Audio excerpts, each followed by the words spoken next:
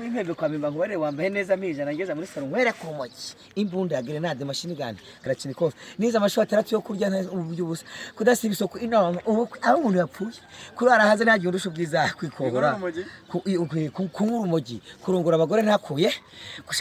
gushaka kuba umuyobozi ntari kwitwa niyo mugabo Emmanuel byaranshimishije ubu ndi meya w'agateganyo wa Burera nakirinda hiroza umukuru w'igihugu perezida wa Republika kuko kuba atari gukira atari kwiruka no kuba kumushota ubushake bagaca nivuye kuzimushimira she ndi impano y'umukuru w'igihugu meya wa Burera mushyashya nzabayobora nize idakare muri Senegal nize Kampala mu Uganda nize politiki nakoze igisirikare ndi Lieutenant Colonel nahebwaga miliyoni 6 yana miliyoni 600 zamembwa miliyoni 2 kwa kombaye meya mushyashya wa Burera sindi ikigo ry'isindi cike sinawuzuzagabira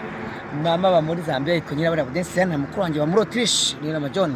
Habyamara Pascal nawe muri Zambia niga bakarori muri Amerika ndashaka kuba meya wa Burera w'agateganyo Imana bifashemo sizatatira hiro je niyo mugabo ndahira Rwanda kuba meya mushyashya wa Burera ashingiye ku itegeko ngenga ashingiye ku itegeko inama y'amategeko ashingiye ku nama y'abaminisitiri ashingiye ku inama y'agarika police 0100 district rura ashingiye kuri nimero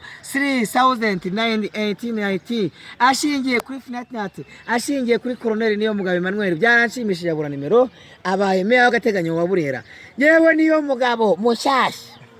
meya wa Burera ndahira u Rwanda kumugaragara ko nzakora imirimo nshinzwe ko nazateteza Republika y'u Rwanda yiwe ko nazasiba isoko inama ubukwe ya muntu yapfuye ko nzarya iby'ubusa ko nzayobora nta umagaze hejuru